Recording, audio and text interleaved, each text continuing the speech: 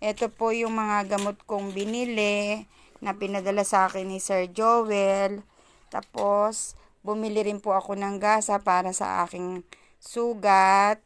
At bumili rin po ako ng pang lagay sa sugat. At ito po binili ko pang paahid po sa na ointment, 950.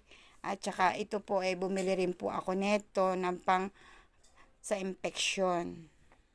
Yan po ang lahat na nabili ko na pinadala na pera sa akin ni Sir Joel. Ayan po lahat. Maraming salamat po, Sir Joel, sa pinadala niyo sa aking pera.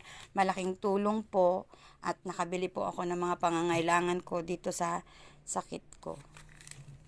Salamat po. Maraming